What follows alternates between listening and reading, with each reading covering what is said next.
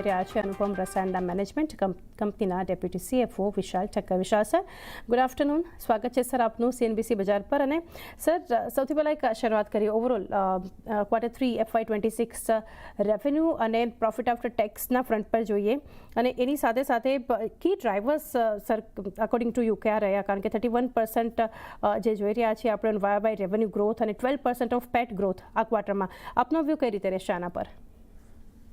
ચાંદીબેન, પહેલા તો thank you અમને આપણી ચેનલ પર લાવ્યા એના માટે. બીજી વાત કરીએ તો અગર જો 9 મહિનાનું આંકડા જોઈએ આપણે તો 80% પ્લસનો અમારો સુધારો છે ગત વર્ષની સામે. તો એ રેવન્યુમાં બી લઈ લો અને પ્રોફિટ આફ્ટર ટેક્સમાં જોઈએ તો 150%નો આપણે સુધારો છે. તો એ પ્રમાણે આપ જુઓ તો અનુપમનું પરફોર્મન્સ સારું રહ્યું છે. ત્રણ જે અમારા સેક્ટર છે, જે એન્ડ માર્કેટ છે, જેવી રીતના કે આપણા ફાર્મા છે, પોલિમર છે અને એગ્રોકેમ છે. એગ્રોકેમમાં જે દબાણ આપણે જોયું હતું લાસ્ટ 2 વર્ષમાં, એ દબાણ હવે ઓછું થઈ રહ્યું છે અને એમાં ઉછાળ આવી રહી છે. તો એનું એક આપણે એ જોઈ શકીએ છીએ એનું અમારા પરફોર્મન્સ પર. બીજી બાજુ જો જોઈએ તો ફાર્મા અને પોલિમર બેઉ આજની તારીખમાં 19% અને 17%નું અમારું રેવન્યુની અંદર કોન્ટ્રીબ્યુટ કરવાનું ચાલુ કરી દીધું છે. એનો મતલબ કે બેવે 80 થી 150%નું ગ્રોથ ગયા વર્ષ કરતાં વધારે દર્શાવ્યો છે. એટલે ઓવરઓલ ત્રણ સેક્ટરમાં અમે ગ્રોથ જોઈ રહ્યા છે, જે અમારા માટે બહુ સારી વસ્તુ છે. અને જો માર્જિનની વાત કરીએ તો જેમ અમે જણાવ્યું હતું પહેલા બી કે અમારા EBITDA માર્જિન્સ નોર્મલી અમારા સિમિલર રહે છે, જો એ 25% પ્લસ ઓર માઇનસ 2%ના રેન્જમાં. તો એ આ ક્વાર્ટરમાં બી અને 9 મહિનાના પર આપણે જો આકલન કરીએ તો બેઉમાં આપણે આ જોઈ શકીએ છીએ. એટલે માર્જિન સ્ટેબલ દેખાઈ રહ્યા છે અને રેવન્યુ ગ્રોથ પાછી આવી ગઈ છે એવું લાગી રહ્યું છે. નેક્સ્ટ સર, માર્જિન પર જ હતો મારો સવાલ, પરંતુ એ તમે કવર કર્યું છે. તો આજે સર કેટલું સસ્ટેનેબલ કરંટ માર્જિન પ્રોફાઇલ તમે અહીંયાથી જોઈ રહ્યા છો, given the changes in business mix like pharma, polymer, agro, એના પર એક વ્યૂ જાણીએ આપનો. અમારું પહેલા બી મેં જણાવ્યું હતું અને હું આજે બી કહું છું કે અમારું માર્જિન પ્રોફાઇલ રફલી 25% વત્તા ઓછા 2%નું રહેશે. હવે એનું 2%નું જે મુવમેન્ટ છે એ બેઝિકલી પ્રોડક્ટ પ્રોફાઇલ, પ્રોડક્ટના એજ પ્રોફાઇલ, કે ભાઈ નવા મોલિક્યુલ્સ આવે ત્યારે થોડો સમય લાગે એને માર્જિન આપતા, સ્કેલ અપ થતા માર્જિન મળે, અને જ્યારે બહુ જૂનો થઈ જાય ત્યારે એમાં માર્જિન થોડું ઓછું થઈ જાય. તો આ ત્રણનું આખું એક સમન્વય બને છે અને એમાંય પાછા સેક્ટર વાઇઝ સેક્ટર અને પ્રોડક્ટ બાય પ્રોડક્ટ એ માર્જિન થોડા પ્લસ માઇનસ થતા હોય. એટલે હું હંમેશા જણાવું છું કે ભાઈ 25% આસપાસનું હવે માર્જિન જોઈએ, વધતા ઓછા 1 કે 2% જેમાં જોવું છે. તો અમે એવું માનીએ છીએ કે આગળ જતા બી એ રહેશે, ભૂતકાળમાં બી રહ્યું છે અને આગળ જતા બી અમે માનીએ છીએ કે એ યથાવત રહેશે.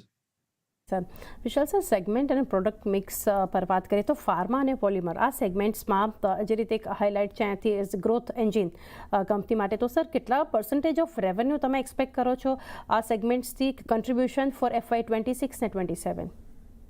એટલે આપણે જો આજે જુઓ તો 2026નું તો જે આંકલન છે એ સમકક્ષ જ રહેશે, જે આજે 9 મહિનામાં છે એના આશરે જ આસપાસ જ રહેશે. એમાંથી બહુ અંતર નહીં આવે એક ક્વાર્ટરના મુવમેન્ટથી.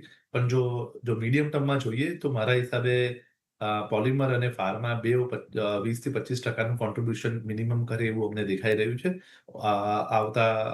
આવનારા 2 વર્ષ કે 3 વર્ષના સમયમર્યાદામાં.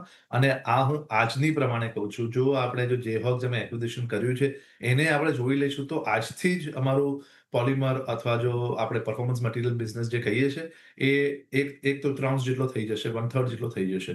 એટલે આ અમારું આંકલન છે મારા હિસાબે. જી સર. અને સર, કોન્ટ્રાક્ટ્સ અને LOIના બેઝ પર જોઈએ તો કંપનીએ જે રીતે સાઇન કર્યા છે સેવરલ લેટર્સ ઓફ ઇન્ટેન્ટ LOIસના ફ્રન્ટ પર જોઈએ તો, અને લોંગ ટર્મ કોન્ટ્રાક્ટ, તો સર અગર તમે ક્વોન્ટિફાય કરો કેટલું રેવન્યુ અહીંયાથી એક્સપેક્ટેશન્સ છે જ્યારે કમર્શિયલાઇઝ થઈ જશે FY26 એન્ડ બિયોન્ડમાં? આપ અગર જુઓ તો 14,000 કરોડની સરેરાશ 14,600 કરોડ જેટલા અમારા ટોટલ કોન્ટ્રાક્ટની વેલ્યુ છે, કોન્ટ્રાક્ટ અને LOIની વેલ્યુ છે. અગર જો આપ 6 કે 7 વર્ષનો બી એનો સમય મર્યાદા જોઈ લો એક કોન્ટ્રાક્ટની એવરેજે, તો આપણે આશરે 2,000 થી 2,200 કરોડ રૂપિયાનું આપણે દર વર્ષનું આપણે રેવન્યુ જોઈ શકીએ છીએ એમાંથી. એટલે 2,000 થી 2,200 કરોડનું જ આપણે જોઈએ તો આવનારા 2 થી 4 વર્ષમાં આ તમારા આપણે કમર્શિયલાઇઝ અને રેમ્પ અપ થશે.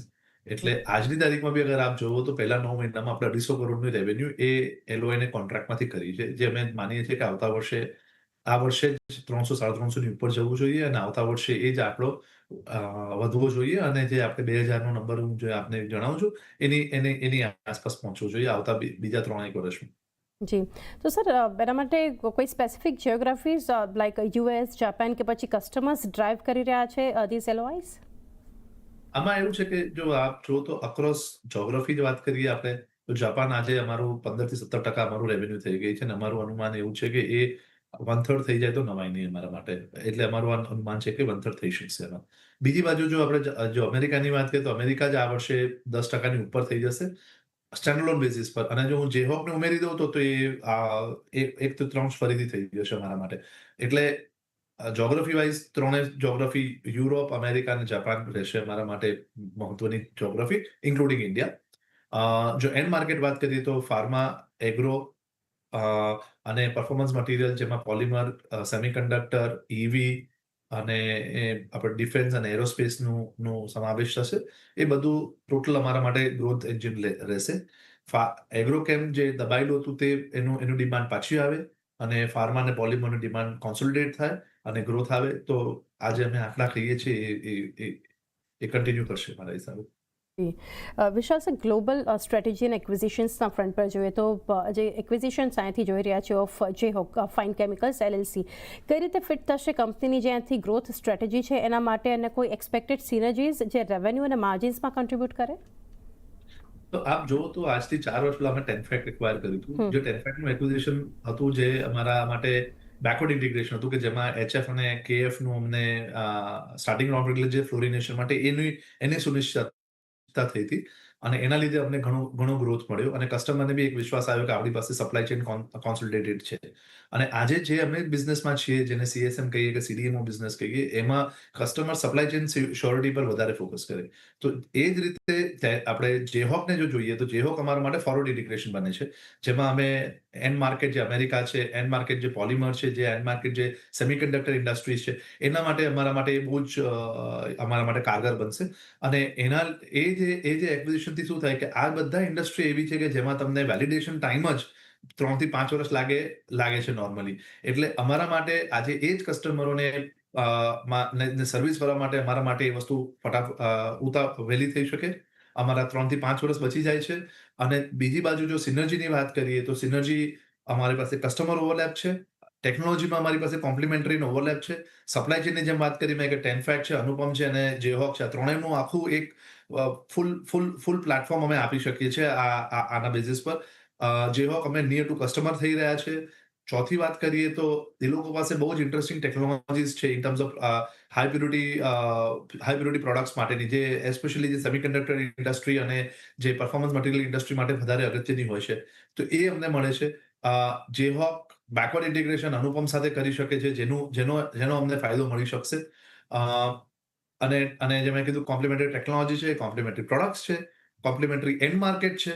કેમ કે એ લોકોનું 70% રેવન્યુ અમેરિકાથી આવે છે, 70% રેવન્યુ 2/3 રેવન્યુ એ લોકોની પરફોર્મન્સ મટીરિયલમાંથી આવે છે, જે અમારા માટે કોમ્પ્લિમેન્ટરી બનતું દેખાય છે. એટલે ઓવરઓલ બધી બાજુથી અમને બહુ જ ઇન્ટરેસ્ટિંગ લાગે છે અને એસ્પેશિયલી જ્યારે આજના વાતાવરણમાં જ્યારે લોકલ મેન્યુફેક્ચરિંગનું ફોકસ વધારે રહે છે, એક મેન્યુફેક્ચરિંગ એસેટ અમેરિકામાં રહેવી એ બહુ જ અગત્યની રહેશે કોઈને આપણે અમેરિકા માર્કેટને અમારે કેટર કરવા માટે, જે સૌથી મોસ્ટ વેલ્યુબલ માર્કેટ આપણે કહી શકીએ આ ઇન્ડસ્ટ્રીનું. Right sir, last couple of points જાણીશું. એક તો કઈ રીતે કંપની અહીંથી પ્રાયોરિટાઇઝ કરે છે capital deployment currently, capex for new capacities versus R&D કે પછી વર્સિસ એક્વિઝિશન્સની વાત કરીએ તો? જો આજે ચાંદનીબેન અમે એક આ એક્વિઝિશન કર્યું છે. હવે બીજી વાત રહી કે અમારા કેપેક્સ જે હતું, જે આપને પહેલા બી અમે જણાવ્યું હતું કે અમારું કેપેક્સનું સાયકલ હવે પૂરી થઈ ગઈ છે. એટલે અમારી પાસે આજે ઇનફ કેપેસિટી છે જેમાં અમે નેક્સ્ટ 2 થી 3 વર્ષનો ગ્રોથ આરામથી કરી શકીએ અને તદુપરાંત આ એક્વિઝિશન અમને અમારા નેક્સ્ટ ફેઝ માટે બી હેલ્પ કરશે. તો નવું કેપેક્સ આજે તો નથી દેખાતું અમને કોઈ બી રીતનું. હા, મેન્ટેનન્સ કેપેક્સ છે, શું કહેવાય રેટ્રોફિટિંગ માટે જે અમુક પ્લાન્ટ્સને જે તમે થોડા અપડેટ અને અપકીપ માટે રાખો એ બરાબર કેપેક્સ છે. પણ બાકી નવું મોટું કેપેસિટી એડિશનનું કેપેક્સ અહીંયાથી અમને નથી દેખાતું અત્યાર તો. જી સર, અને લાસ્ટલી સર જાણીએ, given the current market condition અને એક્ઝિક્યુશન ટાઈમલાઇન્સ જે આપણે ચર્ચા કરી, કઈ રીતે આપનું ગાઈડન્સ અગર નંબર્સના ફ્રન્ટ પર અથવા તો તમે શેર કરી શકો ફાઇનાન્શિયલ યર 26 માટે? 26 તો મેં આપણે જેમ કીધું આમ જે આજના 9 મહિનાનું છે એને જો તમે સરેરાશ જોશો તો આશરે આપણે ત્યાં પહોંચી જઈશું એવું મારું માનવું છે. રહી વાત આગળના ગ્રોથની, તો મેં જેમ પહેલા બી કીધું હતું અને હું આજે બી કહું છું કે હવે ગ્રોથ દેખાઈ રહ્યો છે. જે અમારા હિસ્ટોરિકલ ગ્રોથ રેટ હતા એ ગ્રોથ રેટને યથાવત રાખી શકીએ એવું લાગી રહ્યું છે. અહીંયાથી અમને દેખાઈ રહ્યું છે. અમારા LOI કોન્ટ્રાક્ટની વાત કરીએ, કસ્ટમરના ડિમાન્ડની વાત કરીએ, એગ્રોકેમની ડિમાન્ડ જે પાછી આવી છે એની વાત કરીએ, કે ફાર્મા પોલિમરમાંથી જે ગ્રોથ આવી રહ્યો છે એને જોઈએ, તો એ બધું જોતા એવું લાગે છે કે જે અમારા જે હિસ્ટોરિકલ ગ્રોથ રેટ છે એ અમે અચીવ કરી શકીશું. અને માર્જિન જે મેં પહેલા બી કીધું છે કે 25% પ્લસ ઓર માઇનસ 2% માર્જિનના રેન્જમાં આપણે નંબર્સ જોઈ શકીએ છીએ. જી Vishal sir, it's always a pleasure sir જ્યારે ચર્ચા કરીએ છીએ નંબર્સ પર. Thank you sir for connecting and best wishes for coming quarters. Thank you Chandiben. તો અનુપમ